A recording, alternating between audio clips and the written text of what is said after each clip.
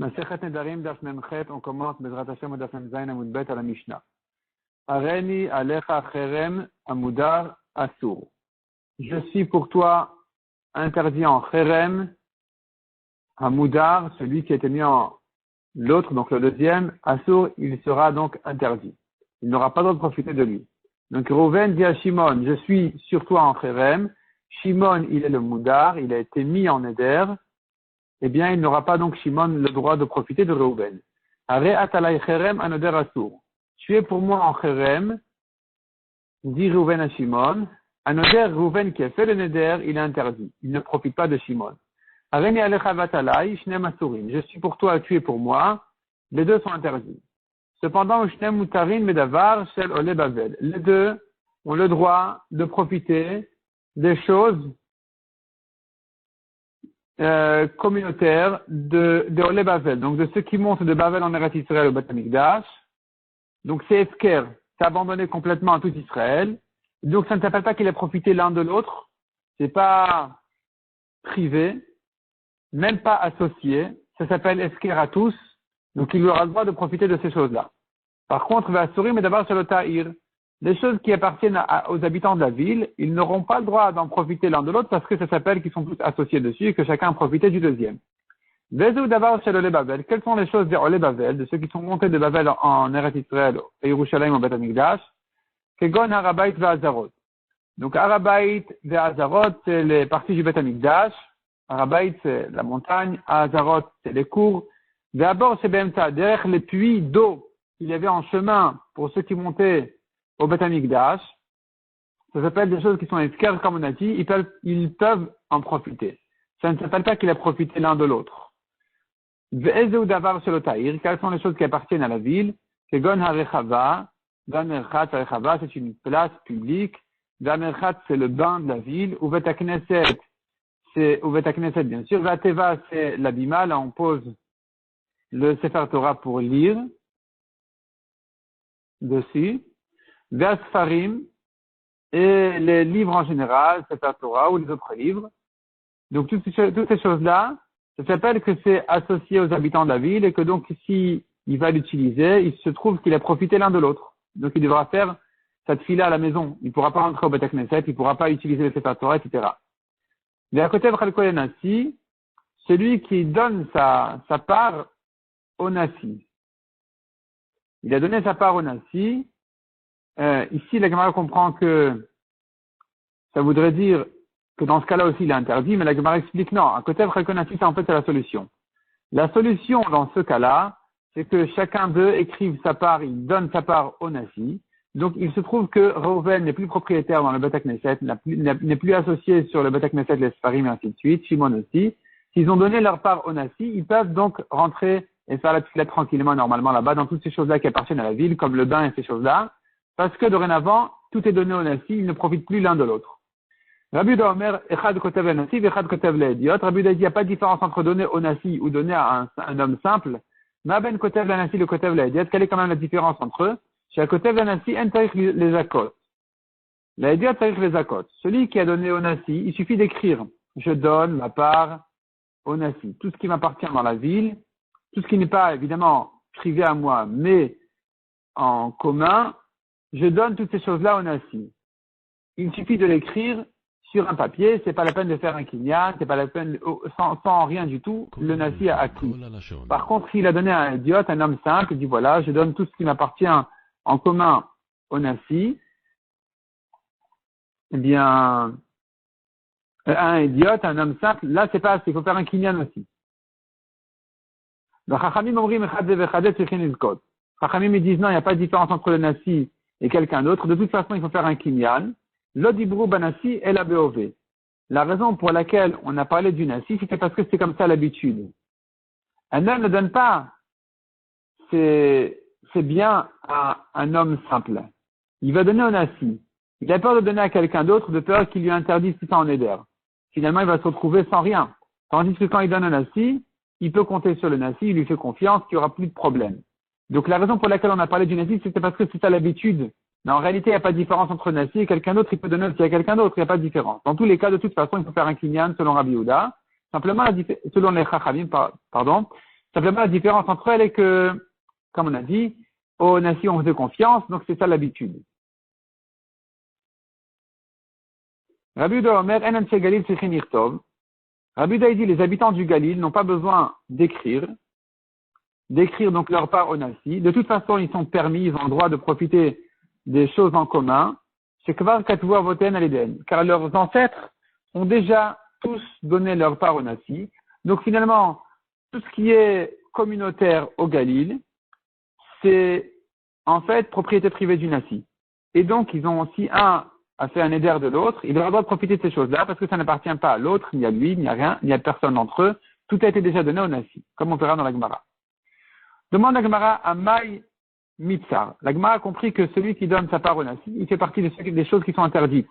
Dans ce qu'on a dit dans la Mishnah, ils n'ont pas le droit de profiter du Harabait, ils n'ont pas le droit de profiter des Hazarot, ils n'ont pas le droit de profiter du puits.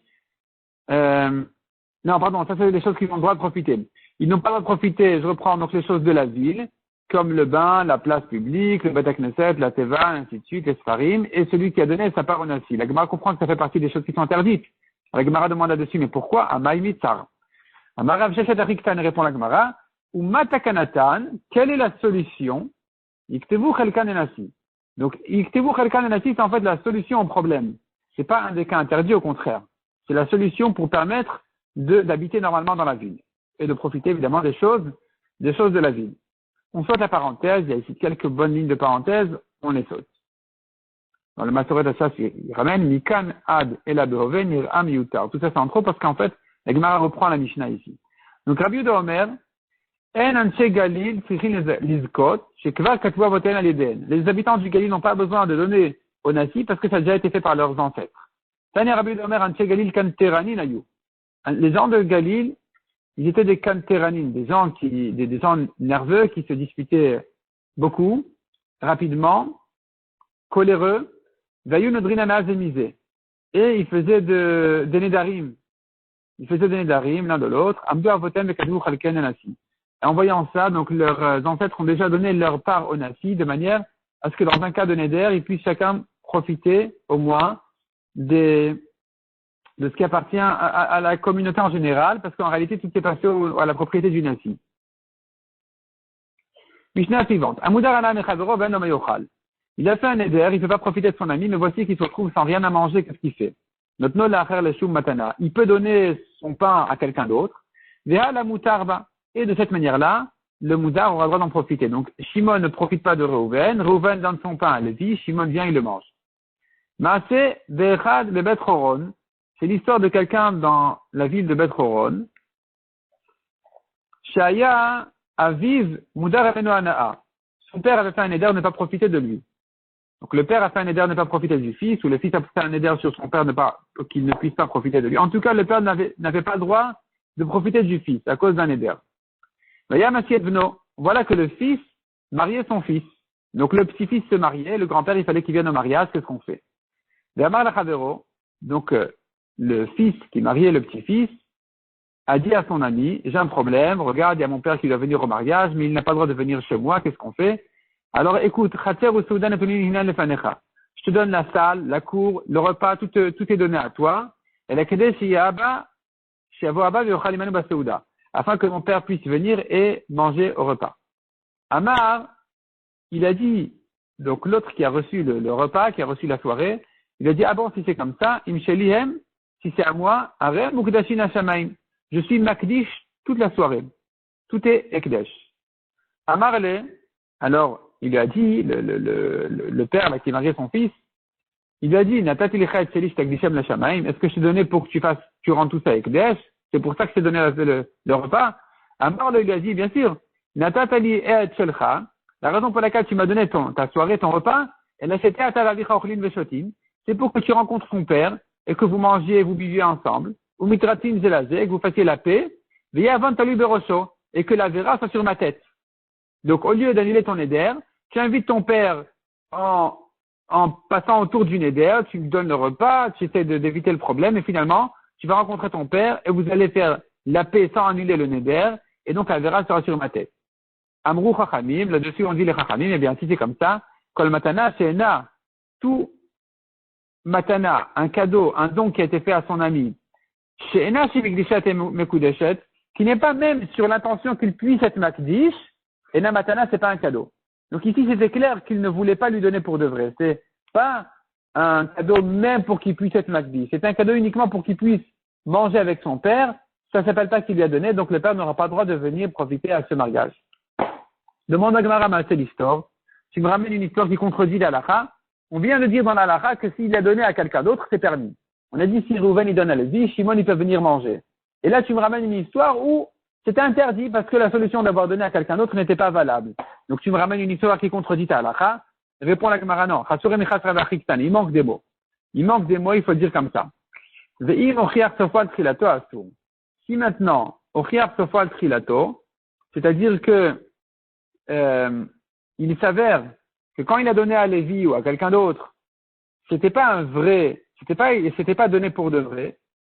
C'est-à-dire que du développement, de la manière dont les choses sont développées, il s'avère que c'était pas vraiment donné, c'était pas du sérieux. Assour, dans ce cas-là, c'est interdit.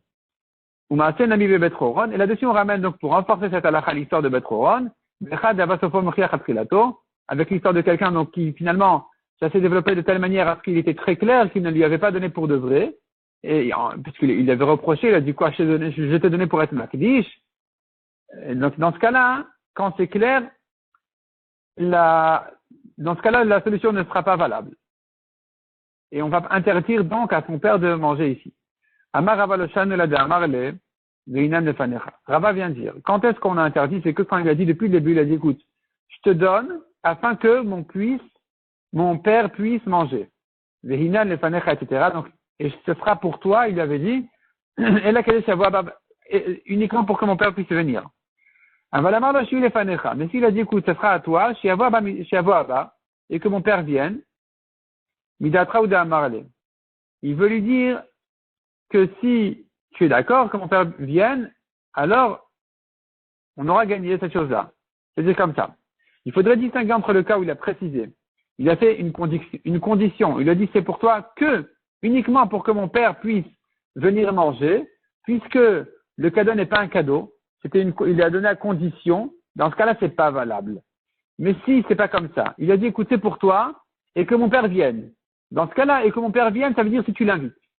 Il sera ton invité, pas le mien. Dans ce cas-là, c'est permis. Mais quand il lui a dit, je ne te donne que uniquement pour que mon père puisse venir, là, ça devient une condition et c'est pas bon.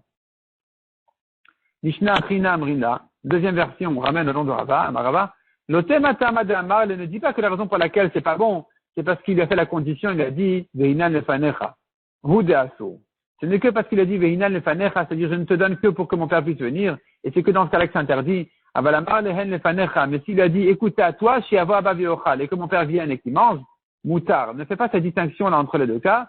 Et la fille Amar, mais même s'il lui a dit, c'est à toi, mon père viendra et mangera, assour. Même si ça n'a pas été formulé comme une condition, ça sera quand même interdit. Maïtana, pour quelle raison c'est interdit? Parce que ici, le repas, il trouve que toute la manière dont ça se fait, c'est très clair que ça n'a été donné que pour que son père puisse venir. Et donc, même s'il a formulé de manière plus douce et gentille, c'est pas bon. C'est clair qu'il a donné à son ami que pour que le père puisse venir et manger. Donc, c'est interdit. On tourne la page.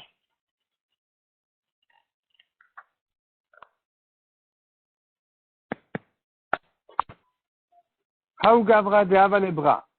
La Gemara raconte l'histoire sur un homme qui avait un fils d'Ava Shamit, Kipé de Kitna, qui lui volait des étoupes de lin. Asarine et Nirsale, le père a interdit tous ses biens sur son fils, le voleur. Amroulé, alors on a fait la remarque au père en lui disant, et si ton petit-fils, le fils de ce voleur-là, il sera un Talmid Chacham, alors qu'est-ce que tu en fais maintenant? Tu lui as interdit tous ses biens, il va pas hériter, le petit-fils ne va pas profiter. Amar Leon, il leur a dit, si c'est comme ça, regardez ce qu'on va faire. Likne Haden. Pour l'instant, il y a mon fils qui n'est pas le voleur, le frère du voleur, c'est lui qui va acquérir mes biens. Donc 50% déjà ça passe au garçon gentil. Et si maintenant mon petit-fils du garçon méchant, il sera un Talmid Chacham, l'ikneye, que lui acquiert les 50 autres pourcents. Maï. Quelle est la halakha ici? Ça marche ou ça marche pas? Amre Pumbeditae. Les Chachamim de Pumbedita ont dit, Kanyal menat laknotu. Il se trouve que le fils voleur, il n'acquiert que pour donner à son fils, le petit-fils bon, et c'est un problème. Vechol kanyal menat laknot lokani. D'acquérir pour donner à quelqu'un d'autre, c'est pas une vraie acquisition, il n'a pas vraiment acquis, et donc ça ne marche pas. Le petit-fils ne pourra pas acquérir de cette manière-là.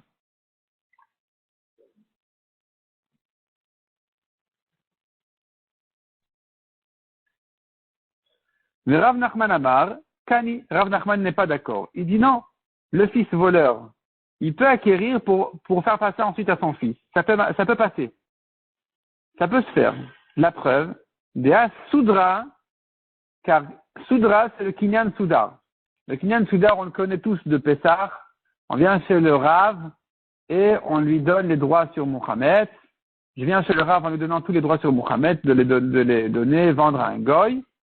Et il me donne donc un soudar, un foulard, un stylo ou n'importe quoi. J'acquiers le soudar en question, qui veut dire un foulard, et en échange, je lui donne des droits.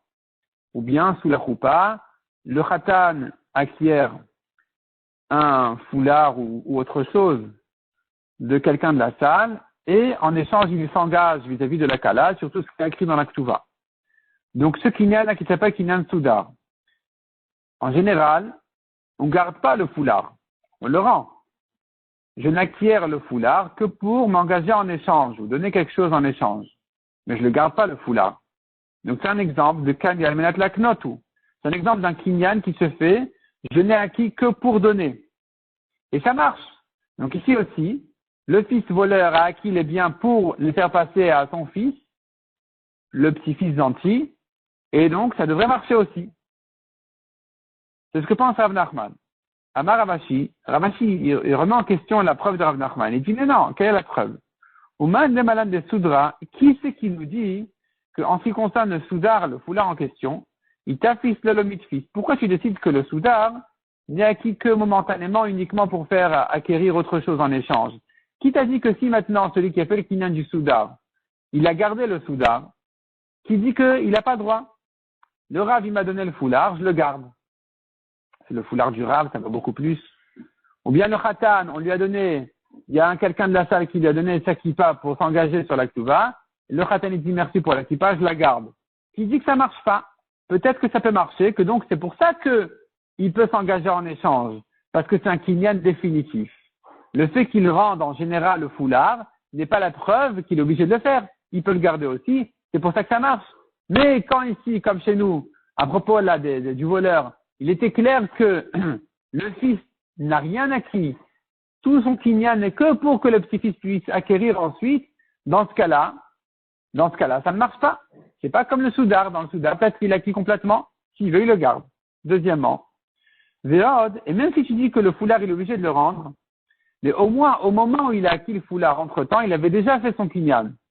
Donc, il s'est engagé ou il a donné ce qu'il a donné au moment où le foulard était chez lui. Donc, c'est-à-dire comme ça, j'ai acquis le foulard du Rav, et tant que le foulard est chez moi, je donne en échange au Rav les droits sur mon Khamet.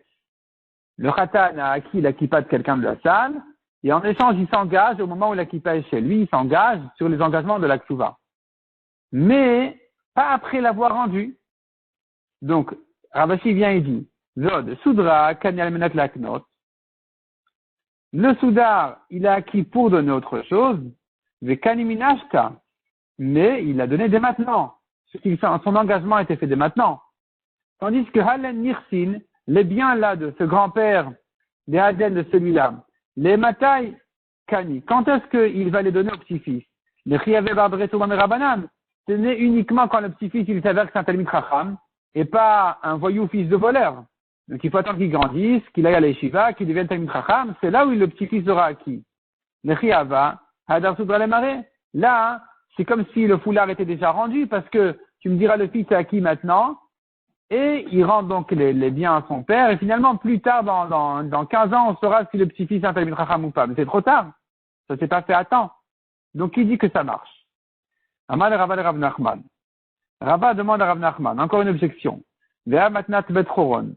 Nous avons l'exemple dans notre Mishnah du cadeau là, ou de betchoron, où le fils là qui n'avait pas le droit d'inviter son père, il avait donné à son ami. Et son ami a été makdish la soirée. Et c'est un exemple justement des kani al-menat laknotu, velo kakani. C'est un exemple où il dit, le fils qui marie, il dit à son ami, je te donne pour que tu puisses donner à mon père. Et on a vu que ça n'a pas marché. Velo kakani. C'est pas un bon kinyan de faire comme ça. On ne peut pas s'amuser comme ça. Donc c'est une objection sur Rav Nachman qui a toléré que le fils voleur puisse acquérir pour faire passer à son fils ensuite. Répond la Gemara. Zimnin amale mishum de seudatom muchachat alav. Rav Nachman a répondu à l'objection de Rava, des fois, en lui disant, écoute, c'est un peu différent quand même l'histoire du mariage, parce que là-bas, il était clair à tout le monde que c'était pas sérieux. Quand il a donné à son ami, c'était pas sérieux. Le repas, seudatom muchachat alav, le repas prouve que ce n'est que pour pouvoir inviter le grand-père qu'il a donné à son ami. Donc ça n'a jamais été donné pour de vrai. Par contre, quand ici le fils il hérite pour de vrai, pour faire passer ensuite à son fils, il hérite ou il reçoit pour faire passer ensuite à son fils, ça, c'est mieux.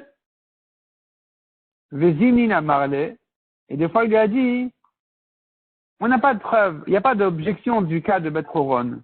Parce que, donc Rav Nachman a répondu d'une autre manière en lui disant, écoute, notre Mishnah qui interdit le cas du mariage, en réalité, il n'y a pas de problème. Parce que quand ça a été donné à son ami, même si ça n'a été que pour qu'il puisse inviter son père, ça devrait être passable. On devrait accepter l'idée. Ça s'appelle Kanal Menat Laknot et ça devrait être bon. Simplement, notre Mishnah l'a interdit. Pourquoi? Parce que c'est comme notre Mishnah pense comme Rabbi Eliezer qui est marmir spécialement dans les Nedarim. Rabbi Eliezer, il est amar, a fait le bitur asur de Mudaranaam. Notre Mishnah pourrait penser comme Rabbi Eliezer qui lui interdit même des choses qui d'habitude se donnent gratuitement et que ça ne s'appelle pas un vrai profit. Et Rabbi Eliezer l'a quand même interdit pour un Neder. Et donc, lui, il va interdire le cas de notre Mishnah aussi, où ça a été donné pour que le père puisse venir. Mais selon les Chachamim, c'est permis. Nam. La Gemara ramène encore une fois de notre Mishnah, dans l'histoire de Betchoron, Amrou Chachamim, les Chachamim ont dit sur cette histoire-là, Kol matana she'ena she'mikdishat emekudeshet, s'il a donné en cadeau, mais pas en lui laissant le droit d'être makdish, ena matana, c'est pas un vrai cadeau. Kol et tuyemai. Pourquoi on a fait une grande règle? Kol, ça c'est la règle de la chose. Qu'est-ce que ça vient inclure la règle? Là, l'ituya milta d'équipé, et shadab d'équipé, donc l'équipé, n'est-ce pas que ça vient inclure notre cas, nous, les étoupes de lin, où il a donné pour que le petit-fils puisse recevoir, et que notre Mishnah vient inclure ce cas en disant que puisque le fils n'a pas tous les droits sur ses biens, il ne peut pas être makdish, ça ne s'appelle pas qu'il a reçu, donc il ne peut pas le faire passer à son petit-fils. Et donc, ça serait une objection sur Rav Nachman. L'eau. Répond la Gemara, non. Notre Mishnah n'est pas venu inclure ce cas-là. Dans le cas de Rav Nachman, ça pourrait être valable. Le fils pourrait acquérir pour donner au petit-fils. Simplement, notre Mishnah qui a dit tout cadeau qui n'a pas été donné complètement pour que celui qui l'a reçu puisse même être magdish n'est pas un cadeau. Qu'est-ce que ça vient inclure? La Touyelisna Batra de Shmate de Rava. Ça ne vient qu'inclure la deuxième version de Rava. On a vu deux versions sur Rava. Est-ce que la Mishnah n'interdit que dans le cas où il lui a dit je ne te donne qu'à condition que tu puisses inviter mon père, et c'est là où la Mishnah l'a interdit. Mais s'il a dit écoute, je te donne le repas, invite mon père, et que mon père vienne, puisqu'il ne l'a pas formulé comme une condition, donc on a vu selon la première version de la Gemara, c'était bon, c'était permis. Selon la deuxième version, on a vu que même dans ce cas-là, c'est interdit. Parce qu'il s'amuse. Tout le monde sait bien qu'il s'amuse en fait, avec le Neder. Et donc quand ici on a dit Kol Matana, tout cadeau qui n'a pas été donné avec l'intention qu'il puisse être makdish le cadeau, là ce qu'il a reçu, c'est pas un cadeau, ça ne s'appelle pas qu'il a reçu pour de vrai. Eh bien, notre Mishnah est venu inclure justement cette deuxième version-là de Rava qui dit que dans tous les cas, non seulement dans le cas où il lui a dit écoute, je ne te donne que uniquement pour que mon père puisse venir, dans ce cas-là c'est évidemment interdit, mais même dans le cas où il ne lui a pas formulé comme une condition, il a dit écoute, je te donne et que mon père vienne, en faisant un petit clin d'œil, mais c'est toi qui as le droit de décider si oui ou non.